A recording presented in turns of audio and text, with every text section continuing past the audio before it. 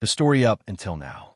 When the MCW, Minnesota Championship Wrestling, company merged with the DWF, Dakota Wrestling Federation, they became the NCW, Northern Championship Wrestling Company. However, this left us with two heavyweight champions, so a unification match was scheduled between the MCW champion Jackie D and the NWF champion Catastrophe, Cassidy Summers. During negotiation, Tyson Tomorrow managed to inject myself into the title picture, thanks to some spicy promos and lucky dice rolls. So it had been decided it would be Jackie D versus Cassidy Summers versus Tyson Tomorrow for the unified NCW heavyweight title. Following the most hard-hitting match in the company's history, Tyson Tomorrow managed to sneak away with a victory.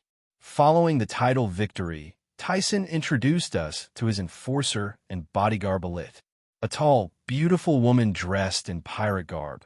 Her beauty hides a frightening strength, making her a threat for any man on the roster.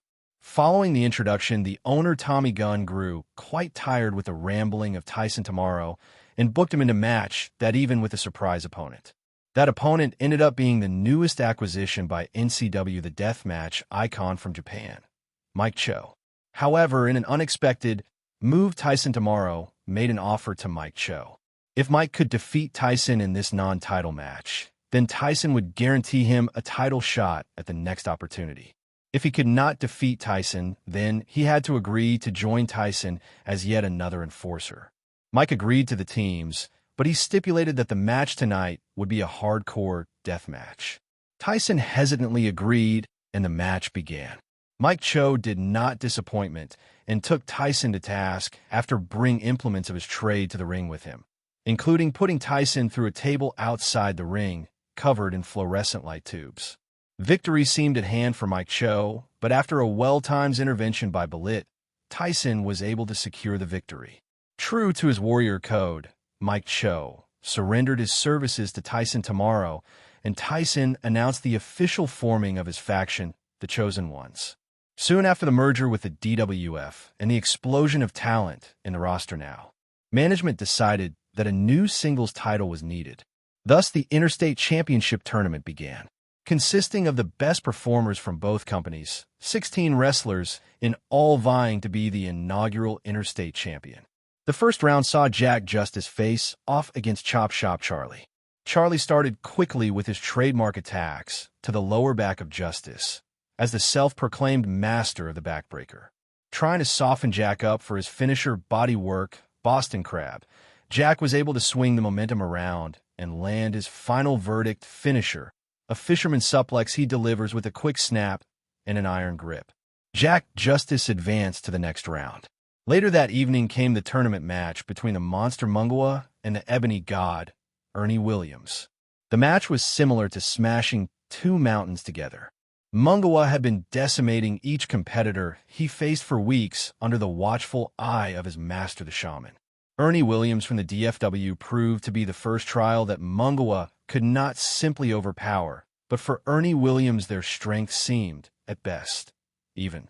However, Mungwa's supernatural resistance proved too much for the Ebony God to overcome, and following a devastating choke slam, Ernie Williams was defeated by pinfall. Although he managed to recover quickly and could be seen glaring at Mungwa as the Shaman led him from ringside. The second half of round one took place the following week. Jacques Pine faced off against the formidable Ozeki with his manager, Mr. Sasuke. Before the match, Jacques cut a confident promo against Ozeki, claiming this would be an easy win for himself. Jacques Pine entered the match on fire, striking with rapid punches and elbows, ducking the wide swings from Ozeki. However, Jacques made a tactical error. After attacking with his stiff clotheslines and finding Ozeki still firmly on his feet, he attempted a second. This was met with a thunderous open palm strike from Ozeki, sending Jacques to the canvas with authority. Jacques tried to stand but has stunned and could not escape the grip of Ozeki. Jacques was grabbed by the throat and tossed into the turnbuckle. Now trapped, Ozeki delivered several more open palm strikes to the head and chest of Jacques. He tried to defend, but there was too much force behind each blow. Jacques was pulled from the turnbuckle only to receive a heavy belly-to-belly suplex near the turnbuckle. Ozeki climbed to the middle turnbuckle and came crashing down on Jacques with his finisher, the Bakuden, a Vader Bomb-type move. 1, 2, 3. Jacques is defeated by Ozeki. As the referee tries to check on Jacques, Ozeki pushes him away on orders from Mr. Sasuke.